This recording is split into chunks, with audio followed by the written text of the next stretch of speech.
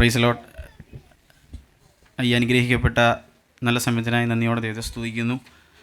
ഇങ്ങനെയൊരു അവസരം എന്നെ PYP അധ്യക്ഷനാക്കിയ PYP മെമ്പേഴ്സിനോടുള്ള എൻ്റെ അകമഴിഞ്ഞ നന്ദി അറിയിക്കുകയാണ്. ഇതൊരു അംഗീകാരമായി ഞാൻ കണക്കാക്കുകയാണ്.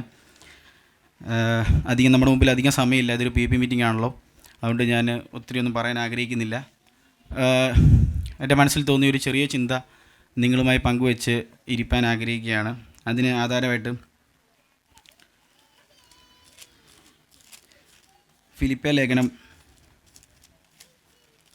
2-ാം അധ്യായം അതിൻ്റെ 14-15 വാക്യം വായിക്കാൻ ആഗ്രഹിക്കുന്നു. വക്രതയും കോട്ടവുമുള്ള തലമുറയുടെ നടുവിൽ നിങ്ങൾ അനിന്യരും പരമാർത്ഥികളും ദൈവത്തിൻ്റെ നിഷ്കളങ്ക മക്കളുമാകേണ്ടതിന് എല്ലാം പിറുപിറുപ്പും വാദവും കൂടാതെ ചെയ്യുവീൻ. അവരുടെ ഇടയിൽ നിങ്ങൾ ജീവൻ്റെ വചനം പ്രമാണിച്ചുകൊണ്ട് ലോകത്തിൽ ജ്യോതിസുകളെപ്പോലെ പ്രകാശിക്കുന്നു. Price the Lord. ഇന്നത്തെ ഈ അനുഗ്രഹിക്കപ്പെട്ട പോലെ ഇതിനെ സ്തോത്രം ചെയ്യുന്നു. ഇവിടെ നാം വായിച്ച വാക്യം, വക്രതയും കോട്ടമുള്ള തലമുറയുടെ നടുവിൽ നമ്മൾ എങ്ങനെ നിൽക്കണമെന്നാണ് പൗലോസ് അപ്പോസ്തലൻ പറയുന്നത്. ധന്യനായ പൗലോസ് ശ്ലീഹ പറയുന്നത്, നാം ആയിരിക്കുന്ന എവിടെ എന്നുള്ള ഒരു ബോധ്യം നമ്മുടെ ജീവിതത്തിൽ എപ്പോഴും ഉണ്ടായിരിക്കണം. Price the Lord. പൗലോസ് ഇവിടെ പറയുകയാണ്, നാം ആരാണ്, നാം ആരായിരിക്കണമെന്ന് പൗലോസ് നമ്മളെ പ്രബോധിപ്പിക്കുകയാണ്.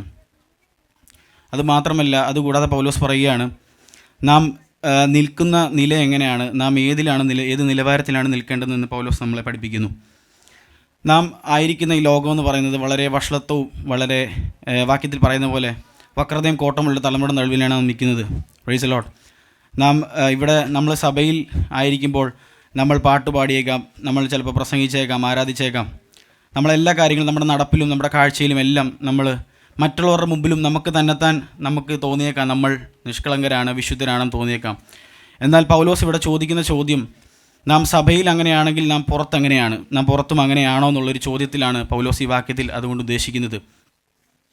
നാം ഈ സഭയുടെ പശ്ചാത്തലത്തിൽ നിന്ന്, ആത്മീയ പശ്ചാത്തലത്തിൽ നിന്ന് പുറത്തോട്ട് ഇറങ്ങി കഴിയുമ്പോഴത്തേനും നമ്മൾ ചിന്തിക്കണം, നമ്മൾ ഈ ഒരു അവസ്ഥയിലാണോ നിൽക്കുന്നത്. പൗലോസ് പറയുന്ന പോലെ വക്രതയും കോട്ടമുള്ള തലമുറയുടെ നടുവിൽ നമ്മൾ അനിന്യരും പരമാർത്ഥികളും ദൈവത്തിൻ്റെ വിശുദ്ധ മക്കളെന്ന് വിളിക്കപ്പെടുവാൻ യോഗ്യരാണോ? ലോകമെന്നത് നാം പുറത്തേക്ക് ഇറങ്ങുമ്പോൾ നമ്മൾ ഈ സഭയിൽ വരുന്നു, സഭയുടെ ചുറ്റുപാടിൽ വരുന്നു. നമ്മുടെ ജീവിതത്തിൻ്റെ ഒരു പകുതി ഭാഗവും നമ്മൾ ലോകത്തിലാണ് ചിലവഴിക്കുന്നത്. നമ്മുടെ ജോലി കാര്യങ്ങളിലാണെങ്കിലും. എനിക്കിവിടെ പറയാനുള്ളത് പ്രിയ കുഞ്ഞുങ്ങളോടാണ് ഞാൻ ഫോക്കസ് ചെയ്യുന്നത്. കാരണം നിങ്ങളുടെ സ്കൂൾ ജീവിതത്തിലെ യുവാക്കന്മാർ, കോളേജ് ജീവിതങ്ങളിൽ നാം ആയിരിക്കുന്ന എല്ലാ സാഹചര്യങ്ങളിലും നമ്മൾ കൂടുതലും ലോകവുമായിട്ടാണ് നമ്മൾ ബന്ധപ്പെടുന്നത്. ആ സമയത്തൊക്കെ നമ്മൾ സഭയിൽ വരുന്നത് പോലെ തന്നെ നമുക്ക് പുറത്തു നിൽക്കാൻ കഴിയുന്നുണ്ടോ എന്ന് നാം ചിന്തിക്കേണ്ടിയിരിക്കുന്നു. പൗലോസ് അപ്പോസ്തലൻ അതാണ് ആ വാക്യത്തിലൂടെ ഉദ്ദേശിക്കുന്നത്. അവരുടെ മധ്യത്തിൽ എന്ന് പറയുമ്പോൾ നമ്മൾ ലോകത്തിൻ്റെ മധ്യത്തിലായിരിക്കുമ്പോൾ ക്രിസ്തുവിൻ്റെ ജ്യോതിസുകളെ പ്രകാശിക്കാൻ നമുക്ക് കഴിയുന്നുണ്ടോ? Praise the lord. ലോകമെന്നത് പാപത്തിലേക്കാണ് നമ്മളെ മാടി വിളിക്കുന്നത്. നാം ലോകത്തിൻ്റെ പ്രവർത്തികളിലേക്ക് കടക്കുകയാണ്. അപ്പം ലോകത്തിൻ്റെ ചുറ്റുപാടിൽ നമ്മായിരിക്കുമ്പോൾ ലോകത്തിൻ്റെ പ്രവർത്തികൾ, ലോകത്തിൻ്റെ ചിന്തകൾ നമ്മുടെ മധ്യത്തിൽ വരുമ്പോൾ ആ സാഹചര്യത്തിൽ നമുക്ക് എങ്ങനെ നിൽക്കാൻ കഴിയും? ആ സാഹചര്യത്തിലും നാം വിശുദ്ധരും നിഷ്കളങ്കരുമായി നമുക്ക് നിൽക്കാൻ കഴിയുന്നുണ്ടോ എന്നാണ് പൗലോസ് ചോദിക്കുന്നത്. ദൈവം നമ്മളെക്കുറിച്ച് ആഗ്രഹിക്കുന്നത്, ഞാൻ പറഞ്ഞതുപോലെ ഈ ലോകത്തിലേക്ക് നാം ഇറങ്ങുമ്പോൾ പാപത്തിൻ്റെ ഒത്തിരി സാഹചര്യങ്ങൾ നമ്മുടെ മധ്യത്തിൽ വരും. ആ ഒരു സാഹചര്യത്തിലും നമ്മൾ കർത്താവിൻ്റെ ദൈവവചനത്തെ ആശ്രയിച്ചുകൊണ്ട്, ദൈവവചനത്തെ മുറുകെ പിടിച്ചുകൊണ്ട് ദൈവത്തിൻ്റെ വിശുദ്ധ മക്കളും ദൈവത്തിൻ്റെ സ്വന്തം ജനവുമായി പരമാർത്ഥികളെന്ന് വിളിക്കാൻ യോഗ്യരായി തീരാൻ നമ്മളെ കൊണ്ട് സാധിക്കണം. Price the Lord. പൗലോസ് ഇതിൽ പറയുന്നത്, നമ്മൾ സഭയ്ക്കകത്ത് ചെയ്യുന്നതിനേക്കാൾ അപ്പുറം നമ്മൾ പുറത്തേക്ക് പോകുമ്പോൾ എങ്ങനെ ആയിരിക്കുന്നതെന്ന് നാം ചിന്തിക്കണം. Price the Lord.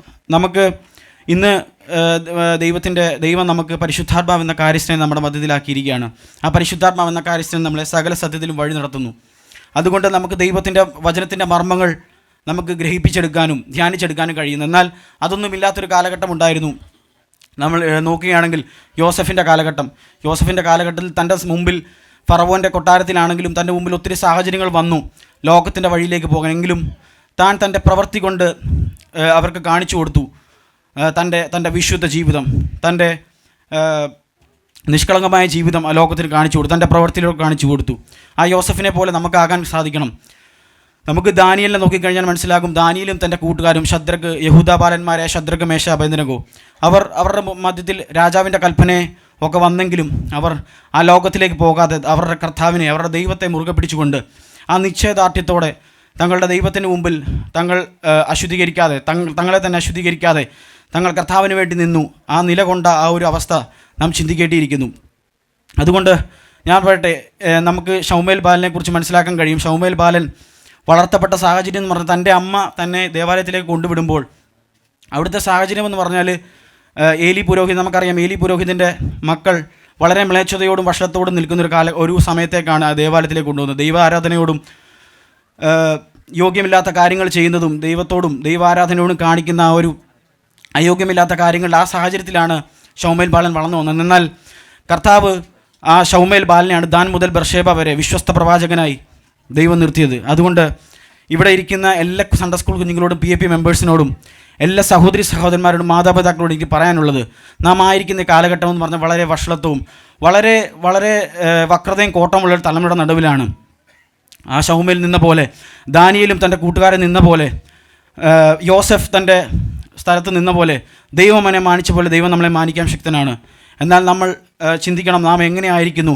നാം ആയിരിക്കുന്ന സ്ഥാനങ്ങളിൽ ദൈവത്തിൻ്റെ വിശുദ്ധ മക്കളായി, ദൈവത്തിൻ്റെ സ്വന്തം ജനമായി തീരാൻ ദൈവമേ സഹായിക്കണം. ആ വാക്യത്തിൽ നമ്മൾ വായിക്കുന്നത് പോലെ ദൈവത്തിൻ്റെ നിഷ്കളങ്ക മക്കളുമാക്കേണ്ടതിന് എല്ലാം പിറുപിറുപ്പും വാദം കൂടാതെ ചെയ്യുവിൻ. അവരുടെ ഇടയിൽ നിങ്ങൾ ജീവൻ്റെ വചനം പ്രമാണിച്ചുകൊണ്ട് ലോകത്തിൽ ജ്യോതിസികളെ പ്രകാശിക്കുന്നു. ഇതുപോലെ നാം ആയിരിക്കുന്ന ഈ വഷളത്വം നിറഞ്ഞ ലോകത്തിൽ നമ്മൾ വിശുദ്ധരായി നിലകൊള്ളണം എന്നാണ് ദൈവം നമ്മളെക്കുറിച്ച് ആഗ്രഹിക്കുന്നത്. ആകയാൽ ഞാൻ ഇവിടെ ഇരിക്കുന്ന എല്ലാവരെയും ആഹ്വാനം ചെയ്യുകയാണ്, നമ്മുടെ ദൈവത്തിൻ്റെ വചനം മുറുകെ പിടിച്ചുകൊണ്ട് ആ കർത്താവിൻ്റെ സന്നിധിയിൽ വിശുദ്ധരായി നിഷ്കളങ്കരായി ആ പരമാർത്ഥികളായി ആ കർത്താവിൻ്റെ വരവിന് വേണ്ടി ഒരുങ്ങുവാൻ എല്ലാ പ്രിയപ്പെട്ടവരെയും ദൈവം സഹായിക്കട്ടെ എന്ന് ഞാൻ ആഹ്വാനം ചെയ്തുകൊണ്ട് എൻ്റെ ഈ ചെറിയൊരു പ്രസംഗത്തിൽ നിന്ന് ഞാൻ വിരമിക്കുന്നു. എനിക്ക് അവസരം തന്ന PAP മെമ്പേഴ്സിനോട് ഒരു പ്രാവശ്യം കൂടെ നന്ദി അറിയിച്ചുകൊണ്ട് എൻ്റെ വാക്കുകൾ നിൽക്കുന്നു. ദൈവം നമ്മെ സഹായിക്കട്ടെ.